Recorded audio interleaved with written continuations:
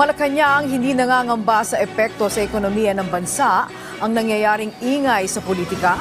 Sa katunayan, kamakailan lamang ay mahigit 180 investment projects ang nasertipikahan ng Bureau of Investments na inaasahang magbubunga ng libo-libong trabaho para sa mga Pilipino. Si Clazel Pardilla sa Sato na Balita Live. Angelique, tiwala ang administrasyon ni Pangulong Ferdinand R. Marcos Jr. na hindi magdudulot ng negatibong epekto sa mga nais mamuhunan sa bansa ang nangyayaring ingay sa politika.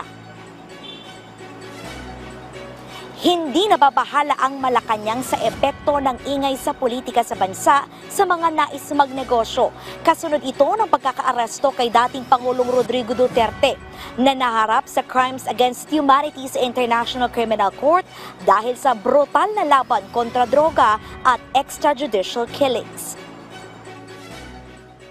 Hindi po naaalarma ang administrasyon patungkol po sa investors dahil ang mga foreign investors po mas gusto po nila na ang bansa at ang mga leader ay sumusunod sa batas.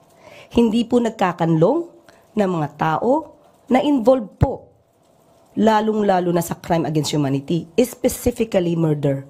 Hindi po inaayunan talaga yan ng mga foreign investors. Kamakailan lamang mismong si Pangulong Ferdinand R. Marcos Jr. ang naghayag na nasa 187 investment project na katumbas ng higit 4 na trilyong piso ang nasertipikahan ng Bureau of Investments. Inaasahang magbibigay ito ng malinis na kuryente, mas mura at mas abot kayang bilihin at magbubunga rin ng libo-libong trabaho sa mga Pilipino. Positibo ang pamahalaan, nabubuti ang Gross Domestic Product o GDP ng Pilipinas. Ito ang kabuang halaga ng produkto at serbisyo sa bansa, nabatayan din ng masiglang ekonomiya. Nakaraang taon na itala ang kabuang GDP sa 5.6%. Hindi po kasi dapat nating isipin yung negatibo eh. Dapat lagi tayong mag-move forward para sa positive na mangyayari sa Pilipinas. Hinikayat ng Malacanang ang publiko na maging mahinahon kaugnay sa mga protesta hinggil sa pagkakaaresto ni Duterte. Una nang iginiit na dumaan ito sa Standard Operating Procedure. Hindi ito pagsunod sa International Criminal Court kung hindi pagtugon sa obligasyon sa Interpol kung saan miyembro ang ating bansa. Wala ring katotohanan na may mangyayaring raid sa tahanan ni Davao City Mayor Baste Duterte, kanyang mga kapatid at bahay ng kanyang ama. Ang Pangulo ay concern po sa nangyayari sa Davao. Pero ang tangi lamang po nating hiling ay sana po ay maging mahinahon at alamin po ang katotohanan. Nagkaroon ng pagsasabi itong si Mayor Baste na sila daw ay i-raid yung kanilang bahay. Again, ito po ay walang katotohanan. Hindi po ba ang sinagawa nilang pagsasabi na may pagre-raid ay nakagulo sa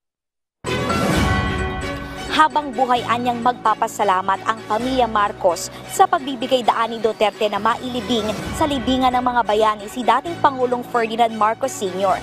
Pero paglilinaw ng Malacanang, forever silang tatanaw ng utang na loob sa napakagandang gesture ng dating Pangulong Duterte. Pero ang pagtanaw po ng utang na loob ay hindi dapat madiskaril at hindi dapat magtraidor sa batas at sa hustisya. Ginamit mo ni dating Pangulong Duterte ang batas. Ito po nauugnay sa RA 289 patungkol po sa pagpapalibing sa libingan ng mga bayani at sinusugan po ito ng Presidential Proclamation 208 ni dating Pangulong Marcos. At mayroon din pong regulation, ang AFP G-161-373 na kabilang ang Pangulo or Commander-in-Chief na entitled to interment at dalibingan ng mga bayani. Yan ang muna ang pinakahuling balita. Balik sa'yo, Angelique. Okay, maraming salamat sa iyo, Clazel Pardilla.